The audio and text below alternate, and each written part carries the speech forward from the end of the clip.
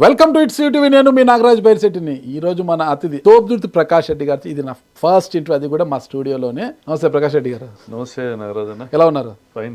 రాయలసీమను సస్యశ్యామలం చేయడానికి, గోదావరి జలాలను రాయలసీమకు తీసుకోవడానికి పోలవరం టు బనకచర్ల ఒక మహోత్తరమైన ప్రాజెక్టుని, ఒక ఆశయాన్ని చంద్రబాబు నాయుడు భుజానికి ఎత్తుకున్నారు.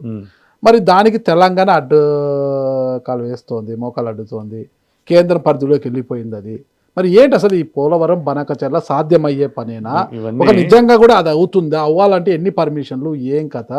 ఇవన్నీ చేయకూడదు అనుకునే పనులకు చెప్పుకోవడం ఎక్కువని ఆయన ఇది చెయ్యడు, చేసే ఉద్దేశం ఆయనకు లేదు. ఎందుకు లేదు? చేయడము సాధ్యం కాదు అని ఆయనకి తెలుసు. ఇది చేయడం సాధ్యం కాదు నీకు తెలుసు. 80,000 కోట్లతో మొదలు పెడితే అది 1,50,000 కోట్లకో 2,00,000 కోట్లకో పోతుంది. అర్థమైందా? ప్లస్ దానివల్ల ఒరిగేది కూడా శూన్యమే. నిజంగా ఆయనకు చిత్తశుద్ధి ఉంటే 2,00,000 కోట్లు నువ్వు అప్పులు తెచ్చినావు 14 నెలల్లో. ఏ మేరకు 13 జిల్లాల్లో ప్రాజెక్టుల మీద నువ్వు ఖర్చు పెట్టినావు. నిజంగా ఈ గ్రేటర్ రాయలసీమ ప్రాంతం ఏదైతే శ్రీశైలం డ్యామ్ పైన, తుంగభద్ర పైన, కృష్ణా జలాల పైన ఆధారపడి ఉన్నాయో, ఈ గ్రేటర్ రాయలసీమ ప్రాంతానికి నువ్వు ఈ 6 జిల్లాలకు, రాయలసీమ, నెల్లూరు, ఒంగోలు, ఈ 6 జిల్లాలకు 6 36,000 కోట్లు, ఒక 40,000 కోట్లు ఇస్తే సంపూర్ణంగా ఆన్గోయింగ్ ప్రాజెక్ట్స్ అన్నీ పూర్తి చేసి కనీసం ఒక 20 లక్షల ఎకరాలు అదనంగా నీళ్లు తీసుకుని పొలాలకు ఇచ్చేటువంటి కార్యక్రమం చేయొచ్చు. అంటే సాగును 20 లక్షల ఎకరాలను ఈ 5 ఏళ్లలోనే నువ్వు ఈ 40,000 కోట్లు ఖర్చు పెడితే 20 లక్షల ఎకరాలను సాగులోకి తీసుకురావచ్చు అదనంగా. ఇవన్నీ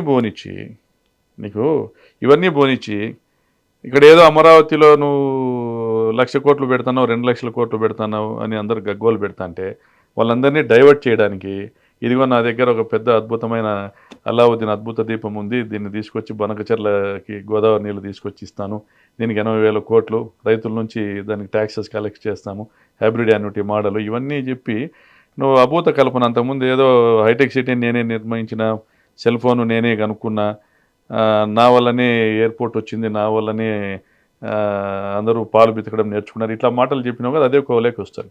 ప్రాక్టికల్గా ఏంటంటే గోదావరి బనకచర్ల స్కీమ్ జగన్ గారి హయాంలో డిపిఆర్ చేశారు 28,000 crores. వ్యాప్కోస్ సంస్థ, వ్యాప్కోస్ అనేది central government public sector unit. ఆ ప్రాజెక్టు ఏ సందర్భంలో ఈ ప్రాజెక్టు రూపకల్పన చేశారంటే జగన్ గారికి సంపూర్ణమైన అవగాహన ఉంది.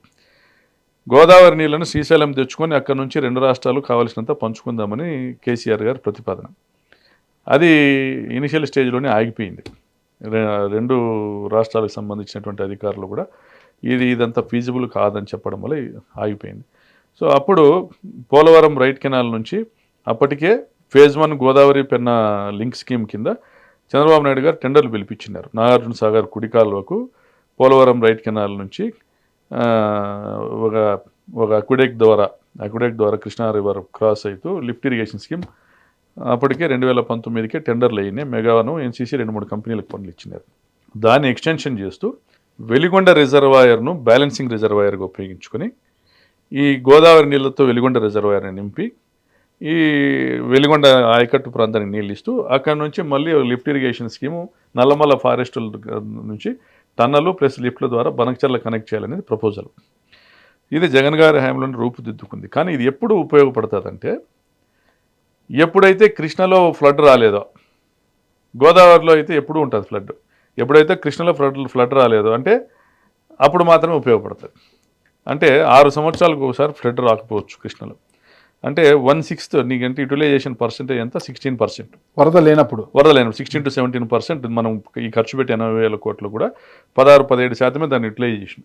అంటే అవన్నీ బూడిదలో పోసినటువంటి పన్నీరే. దాన్ని 80,000 కోట్లను ఎందుకు చేశారంటే దాని మళ్ళీ ఏదో ఎన్హాన్స్ చేసి ఏదో ఇంకొక రిజర్వాయర్, బొల్లపల్లి రిజర్వాయర్, ఇంకోటి ఏదో పెట్టినట్టున్నారు. మరి అది చేస్తున్నారు. దీని బదులు నువ్వు 40,000 కోట్లు ఇస్తే వెలిగొండ పూర్తి అవుతుంది, Somasila high level canal, north canal, ఈ స్కీమ్స్ పూర్తవుతాయి.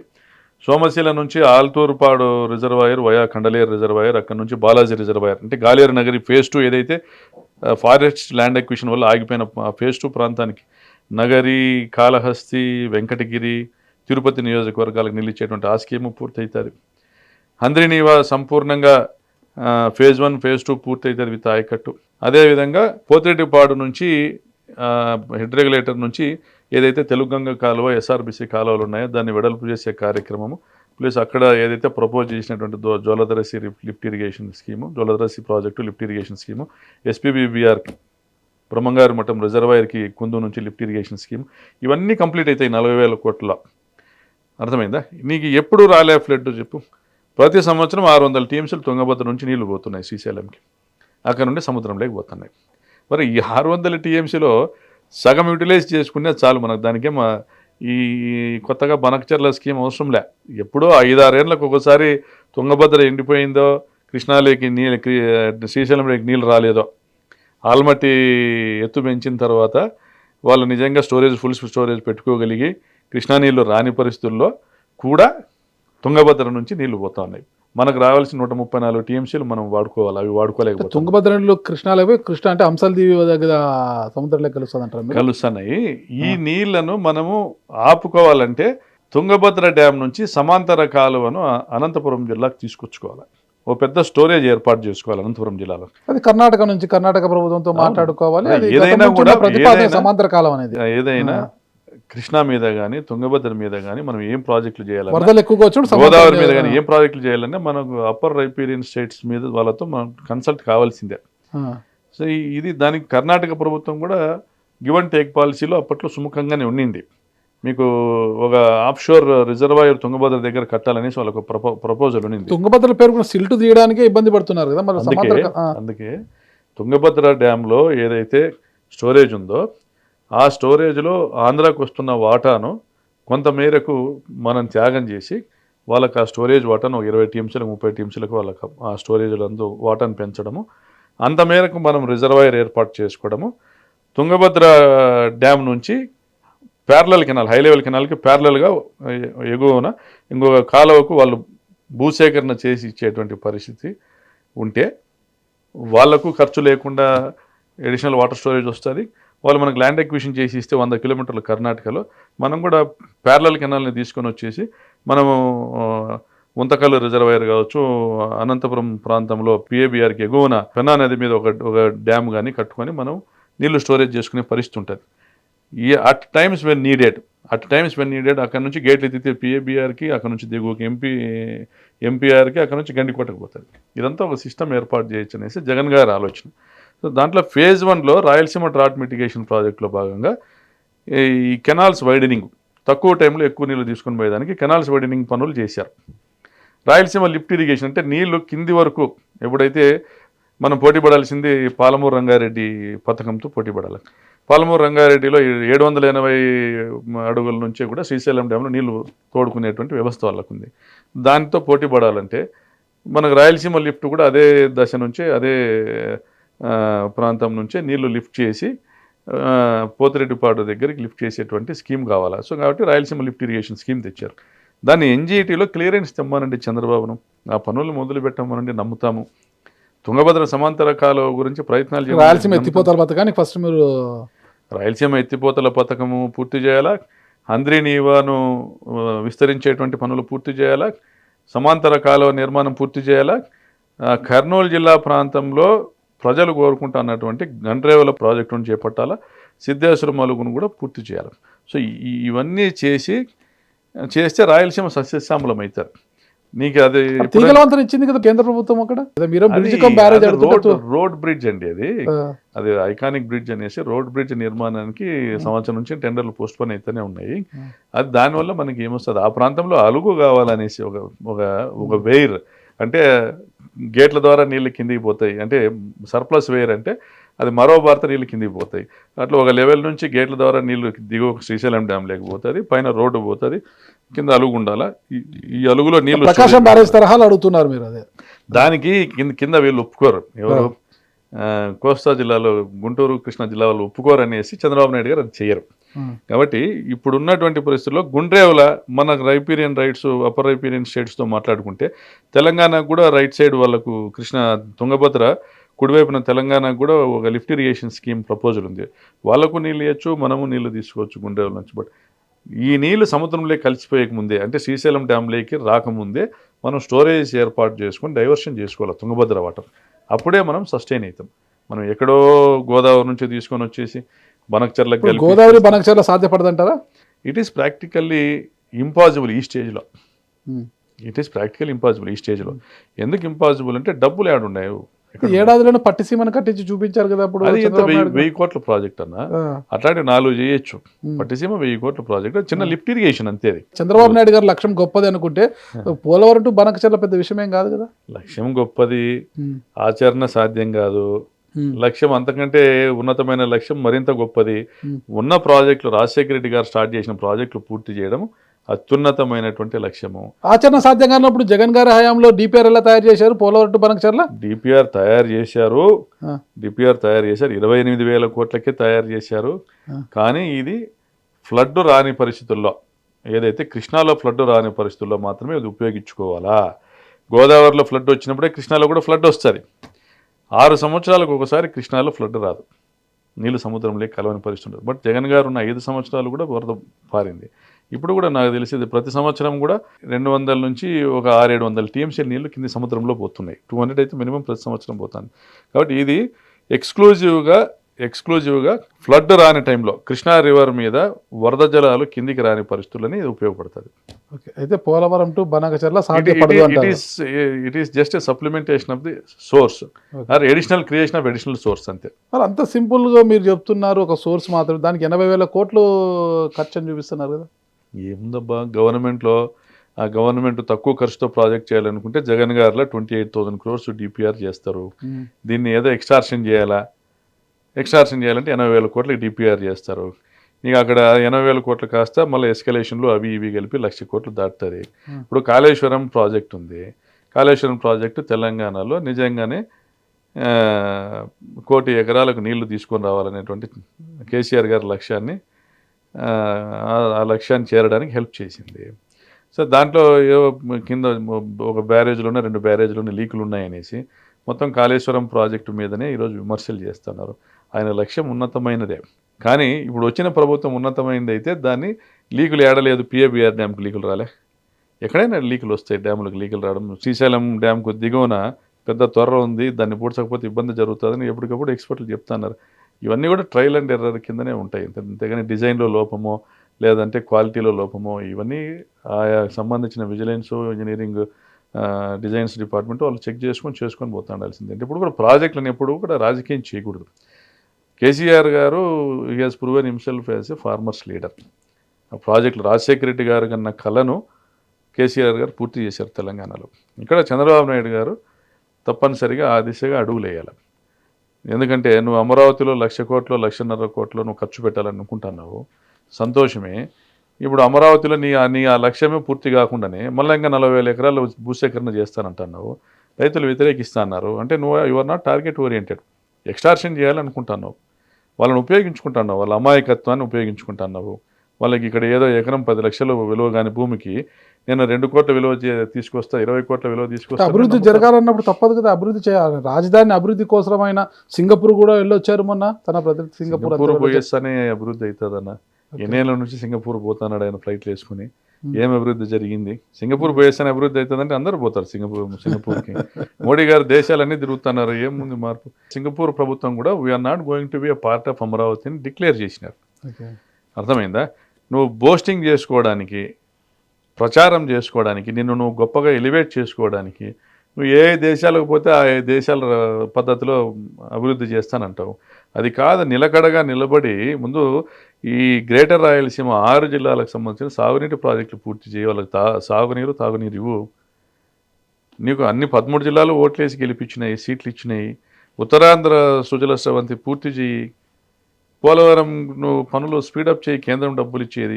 ఇవన్నీ కంప్లీట్ చేసి దాని మీద దృష్టి పెట్టకోకుండా, ఇవేమీ చేయకోకుండా, జగన్ గారు తీసుకొచ్చినటువంటి ఈ పోర్ట్లు కంప్లీట్ చేయకుండా, జగన్ గారు తీసుకొచ్చినటువంటి మెడికల్ కాలేజెస్ కంప్లీట్ చేయకుండా అవి కూడా ప్రైవేటైజ్ చేస్తా, అసలు సచివాలయ వ్యవస్థను పూర్తిగా పక్కన పెట్టేసి సామాన్యుని బాధ గురించి నువ్వు ఆలోచన చేయకుండా నువ్వు ఏడో గాల్లో తిరుగుతా, ఆ దేశం ఈ దేశం తిరుగుతా, నేను అది చేస్తా ఇది చేస్తా అంటే ఎవరు నమ్ముతారు? ఇప్పుడు అమరావతి రైతులు కూడా నిన్ను నమ్మకోకుండా చేసుకుంటున్నావు. ఇది కంప్లీట్ అయినాక నువ్వు భూములు అడగాల, లేదా ఇది కంప్లీట్ చేసేదంటే ఈ అమరావతి నిర్మాణంలో పలానా ఇట్లా జరుగుతుంది, పలానా సంస్థలు వస్తాయి, ఇవి వస్తాయి అనేది నువ్వు చెప్తా పోతాను. ప్రాక్టికల్గా ఏది రాలేదు. ఈరోజు 1.5 సంవత్సరాల కాలంలో ఏం కనపడుతుంది? ఏంది లేదు. మన కృష్ణా వరదల్లో ఏం జరిగా, జగన్ గారు ఆ కరకట్ట కట్టకపోతే కృష్ణలంక కొట్టుకొని పోయేది, వేల మంది చనిపోయేటువంటి పరిస్థితి ఉండేది. ఆయనకు విజన్ ఉంది కాబట్టి యుద్ధ ప్రాతిపదికన రిటైనింగ్ వాళ్ళు కట్టారు. సో దానివల్ల అందరూ కూడా జగన్మోహన్ రెడ్డి గారికి ఒక విజన్ ఉంది అని నమ్ముతున్నారు. చేయాలనుకున్నా చేసేసినాడు, ఆయన బోస్టింగ్ చేసుకోలేదే. మేము చేసింది గొప్పగా చేసినా చెప్పుకోలేకపోవడమే. మరి ఈయన ఏమీ లేకోకుండా పోయినా కూడా అమరావతిలో నేను నిర్మాణం అది చేస్తున్నా మేము యాక్చువల్లీ వేరే ప్రాంతాలకు పోతే అమరావతి గురించి గొప్పగా అడుగుతూ ఉన్నారు. ఇక్కడ ఏదో పెద్ద రాజధాని నిర్మాణం జరుగుతూ ఉందంటేనే ఫండ్స్ అంతా सेंटर से पूरा पैसा वही लेके जा रहा है, आपका चंद्रबाबु नायडू लेके जा रहा है, 2 लाख करोड़ लेके जा रहा है. नहीं పాసిబుల్ ఎఫ్ఆర్బిఎం లిమిట్ ఎంత ఉంటే దాని ప్రకారం అప్పులు చేసుకోగలుగుతాం. ఆ ప్రకారం ఇప్పటికే 2 లక్షల కోట్లు అప్పులు చేసినారు. పోనీ ఏం చేసినావు? స్కీమ్స్ ఇచ్చినావా, పథకాలు ఇచ్చినావా, ప్రజలకి ఈలే, డెవలప్మెంట్ చేసినావా? చేయలే, ఏమీ చేయలే. ఊరిని నీ పేరు దేశం అంతా మారమైపోతుంది, నువ్వు డబ్బాలు కొట్టుకుంటే తిరుగుకుంటావు, నీ వల్ల ఏమి ఒరగదని ప్రజలు. ఏమి లేకపోయినా దేశం అంతా మారమవుతుంది. చంద్రబాబు నాయుడు గొప్పడే కదా. ఫైనల్ ఓడిపోయినాక వాళ్ళే తిడతారన్న.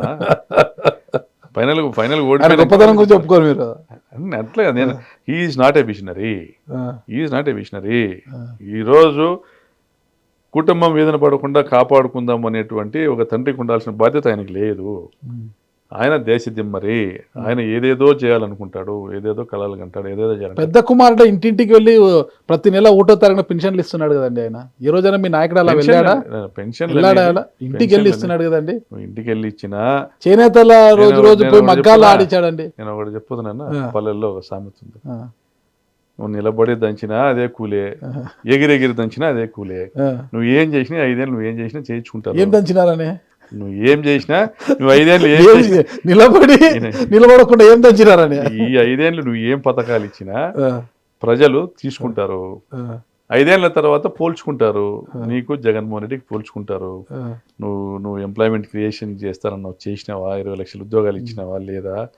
నువ్వు వాళ్ళకి నిరుద్యోగ భృతి ఇచ్చినావా లేదా? మహిళలకు 1500 ప్రతి మహిళకి ఇస్తానన్నావు, ఇచ్చినావా లేదా? ఏమి నువ్వు ఎంతసేపు జగన్ గారు వీధుల్లోకి వచ్చి ఆయన అమ్మఒడి లేదని ధర్నాలు పెట్టిస్తే అప్పుడు నువ్వు కదిలినావు. ఇంకా మేము నిద్ర లేపినట్టు చంద్రబాబు నాయుడు. కూటమి కలిసి ఉన్నంత వరకు మీ పార్టీ మళ్ళీ అధికారంలోకి వస్తుందని. ఇది కూడా ఈ మధ్య ఒక పెద్ద మనిషి మాట్లాడినాడు అన్న నాతో, కూటమి కలిసి ఉంటే ఎవరికి లాభం, ఎవరికి అన్నం పెడతావు? నువ్వు ఏం చేసినా నీకు నీ తరపున ఓట్లు వేసే 30% ఓటు తెలుగుదేశం పార్టీకి ఉంది. ఏమి ఎట్టు వచ్చినా మీకు వాళ్ళకి 10%, మీకు టీడీపీకున్న 10% ఓట్లే తేడా. ఆ 10% అక్కడ ఉంది కదా. 30% ఉంది టీడీపీకి నికరంగా, దాని నుంచి నో డౌట్. మావాడు ముఖ్యమంత్రి అవుతాడు అనుకునేటువంటి కాపుకుల ఓటర్లు పవన్ కళ్యాణ్ గారు వెనకలు ఉన్నాయి. ఏమి ఆయన ఫ్యాన్స్ పవన్ కళ్యాణ్ గారు వెనకలు ఉన్నారు. వాళ్ళు 2019లో ఎంత శాతం ఓట్లు వచ్చినాయి పవన్ కళ్యాణ్ గారికి, జనసేనకి ఎంత శాతం వచ్చినాయి? అప్పుడు ఆయన ఇండిపెండెంట్గా పోటీ చేసినప్పుడు ఆయనకు వచ్చిన దానికంటే చంద్రబాబుతో కలిసి టీడీపీతో కలిసి పోటీ చేసిన తర్వాత వచ్చిన ఓట్లు డబల్ ది ఓట్స్ వచ్చినాయి. అంటే నువ్వు ఈరోజు మీరందరూ కలిసి మేము యాంటీ ఇన్కంబెన్స్ ఓట్ చేయకూడదని మీరు కలిసి పోటీ చేసినారు, సక్సీడ్ అయినారు. కానీ మీ 5 సంవత్సరాల్లో పవన్ కళ్యాణ్ ముఖ్యమంత్రి కాకపోయినా ఆ కాపు సామాజిక వర్గ ఓటర్లు ఏమి ఆయనతో పాటు ఏమి ఉండరని మీరు ఎలా చెప్తారు? క్లియర్గా ఉండరు. ఇప్పుడు మీకు ఒకటే ఎలా చెప్తారు? మీరు క్లియర్గా ఉండరు, మీరు వాళ్ళ బంధువులే ఇంకా. అట్లా క్లియర్గా ఉండరు. నేను ఏం చెప్తున్నానంటే, మా పవన్ కళ్యాణ్ సీఎం కావాలా, మా కాపు కులస్తుడు సీఎం కావాలనుకున్న వాళ్ళంతా ఆయన ఓట్లు వేసినారు. ఆయన కూడా పదే ఒక నిలకడలేని మనిషి పవన్ కళ్యాణ్. నేను ఇప్పుడు సీఎం అయ్యేదానికి మనకు అన్ని అర్హతలు ఉన్నాయి, ఇప్పుడు నేను సీఎం కావాలనుకుంటున్నా, మీరు చేస్తే సీఎం అవుతా, ఈ రాష్ట్రాన్ని అభివృద్ధి పథంలో నడిపిస్తాను ఒకసారి మాట్లాడతాడు.